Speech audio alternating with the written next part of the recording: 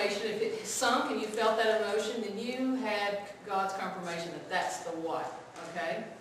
So between you and God, you just figured out your what, which is incredible. Because, like I say, a lot of people have trouble with that. Let me back up and say this: the author and finisher of faith thing. Every good author covers who, what, why, when, where, and how.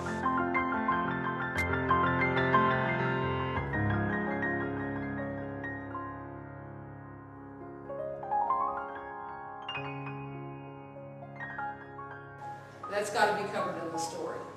And the trick is, what part do you control, what part does God control? And we get in the most trouble when we try to control God's parts. Now, a classic example of this is Sarah and Hagar. Okay? With Sarah and Hagar, Sarah knew what God wanted. He wanted a posterity for Abraham. And with her, okay? And he had promised that, so she knew the what. And she also knew why, that God was fulfilling this promise. But the who, she forgot that the only who you can control is you. You don't control anybody else. So she brings this other woman into the thing. It's perfectly legitimate under whatever the law is of Abrahamic law or whatever, to have another woman, have your servant have your baby, and it becomes your baby. Okay? It's considered your baby. So technically, it's fulfilling the Lord's promise. So she's manipulating and trying to make it happen. She's trying to make the promise happen. Okay, this is where we trip up the most. Is to try to, well, God gives us this dream and this vision, and now we're going to make it happen. We're going to be the ones to do it. Okay? We don't have to do it. Okay? So she was trying to control when. She wanted it now. She didn't want it later. The where and how it was going to happen. She's taken over God's section. Okay? And that's why you got the mess that you have in the Middle East. Because look at the rippling effects of trying to control what is not your part. All you control is the who,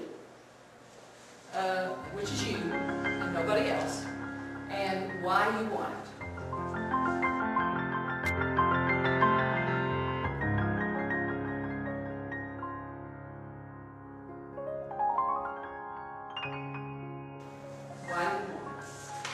And I have a little worksheet in there. I don't know if you need it, because I have a feeling y'all got down to the core of maybe your why with this and the exercise that Jamie led y'all in.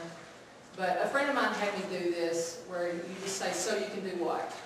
You know, what do you want? I wanted to be a New York Times best-selling novelist and earn X amount a year.